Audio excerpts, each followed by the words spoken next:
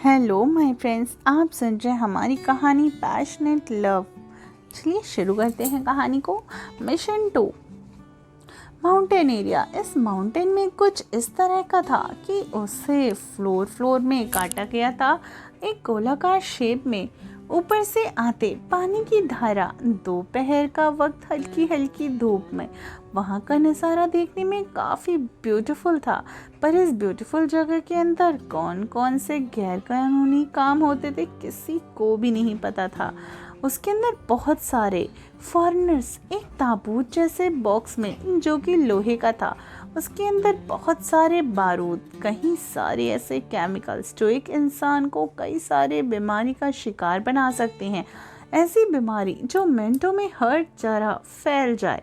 बहुत सारे हथियार और ड्रग्स, इनके साथ साथ कुछ पौधे जो इसी माउंटेन में पाए जाते हैं, जिसके बारे में आज तक किसी को कुछ नहीं पता। इन पौधों से बनने वाली मेडिसिन दुनिया में आते ही मेडिसिन पे राज कर सकती थी। कोई भी बीमारी हो वो इसे ठीक की जा सकती थी। इन सभी को कोई कीमत लगाना चाहे तो जाहिर सी बात है ये करोड़ों से भी ज़्यादा होगा, लेकिन इन सब का कोई सही इस्तेमाल करने वाला नहीं था। उनका मकसद बहुत बड़ा था, केमिकल से एक खतरनाक बीमारी को पैदा करना और इस बीमारी को हर देश में फैलाना।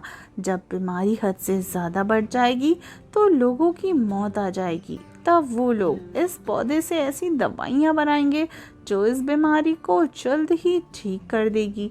लेकिन हर देश की सरकारों को वो लोग इनको लाखों के दामों में बेचने वाले थे। ये था उनका मकसद।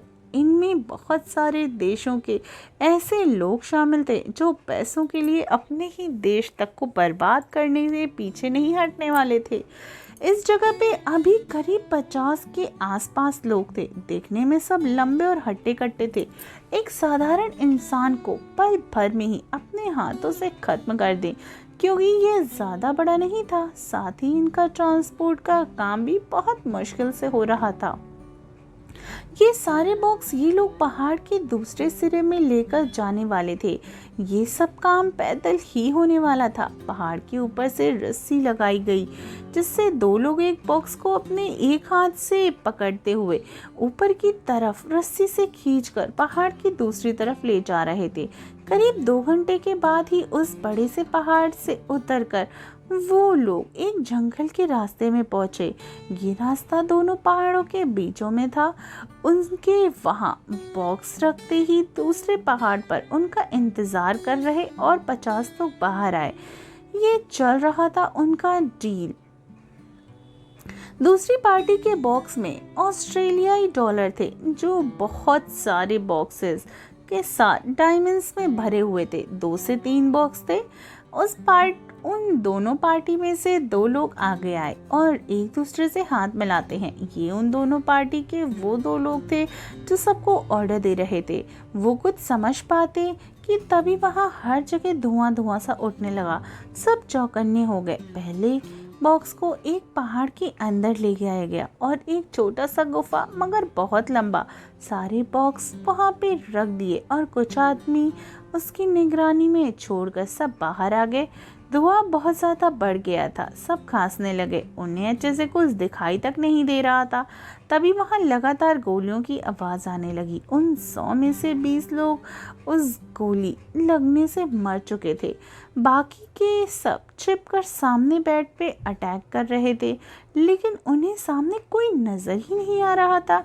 तभी उन्हें अभी तक ये नहीं पता चल पाया कि आखिर गोलियां चल किस तरफ से रही हैं और चला कौन रहा है। उनके अभी तक 50 आदमी मारे जा चुके थे, पर उन्हें पता नहीं था कि यहाँ हो क्या रहा है। वहीं अंजिक अपने कैबिन में था। तभी उसका फोन बजा। उसने स्क्रीन पर देखा जहाँ शेखर का नाम था। ये देखकर अंजिक की आंखें छोटी हो गई। उसने कॉल पे की। सामने से शेखर जो कुछ कह रहा था उसे सुनकर अंजिक के तो भाव ही बदलने लगे। अंजिक, इतना सब कुछ तुम मुझे कब बताने वाले थे? शेखर, सॉरी अंजिक, पर मुझे रणविजय सर का ऑर्डर था। मैं कुछ नहीं कर सकता। वहीं अंजे के अब मुझे सारी जानकारी वक्त रहते चाहिए। शेखर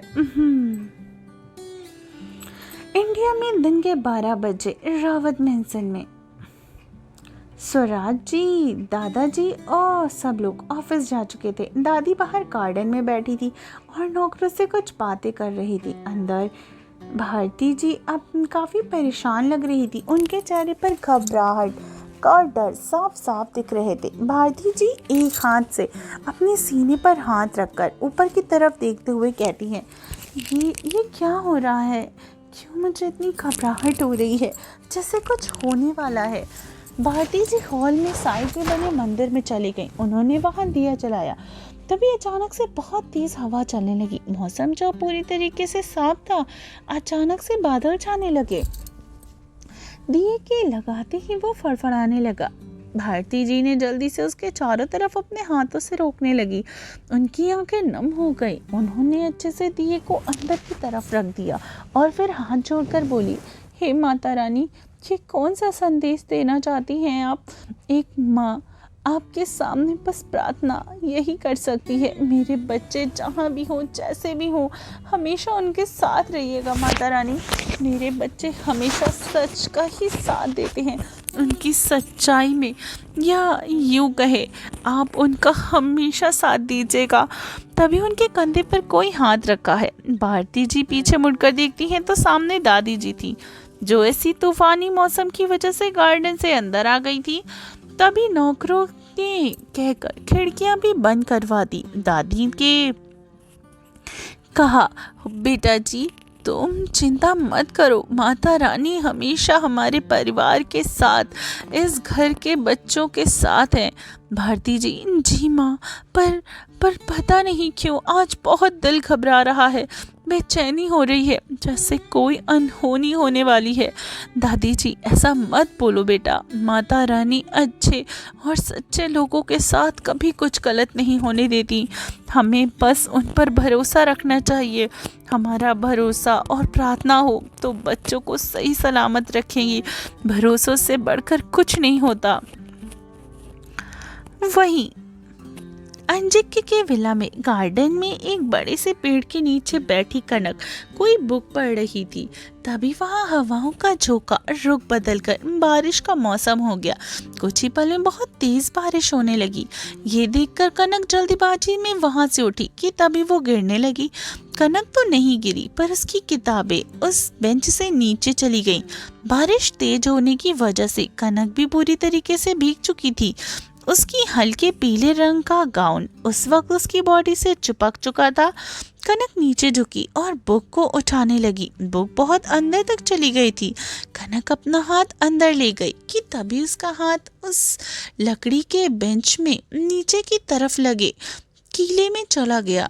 कीला बाहर को तरफ निकला हुआ था, जिससे कनक का वो ब्रेसलेट जो अंजिक ने उसे दिया था वो उससे लग गया। कनक पहले जान नहीं पाई कि उसने गलती से जल्दी से अपना हाथ हटा लिया, जिससे वो ब्रेसलेट टूट गया। साथ ही कनक के हाथ में भी एक लंबा कट लग गया था। कनक ने ब्रेसलेट को उठाया और फिर उन किताबों को लेकर अंदर की ओर दौड़कर चली गई। सारे सर्वेंट उसे हैरानी से देख रहे थे। कनक का दिल रो रहा था। उस टूटे हुए ब्रेसलेट को देखकर कनक अपने रूम में चली गई और दरवाज़ा बंद कर दिया। फिर उसी दरवाजे से लगकर अपने हाथों में उस ब्रेसलेट को पकड़कर रोने लगी।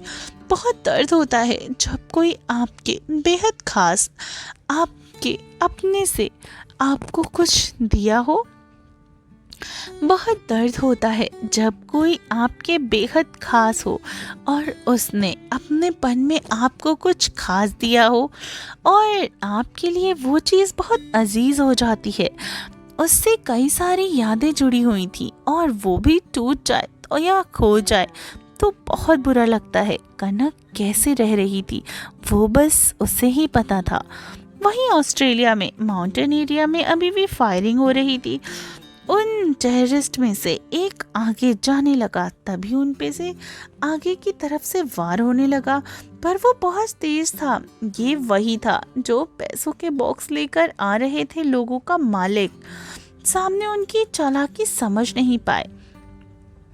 उनसे यही गलती हो गई। उस टेररिस्ट के सामने वालों में से एक को दबोच लिया और उसके माथे पे गन पॉइंट कर दी।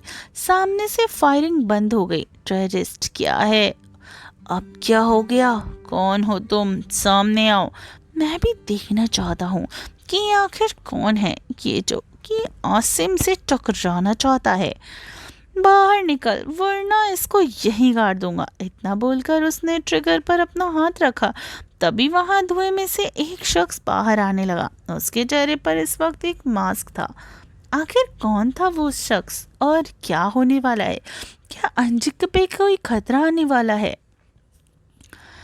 क्या कनक का डर और उसकी माँ और उसकी दादी का डर सच होने वाला है?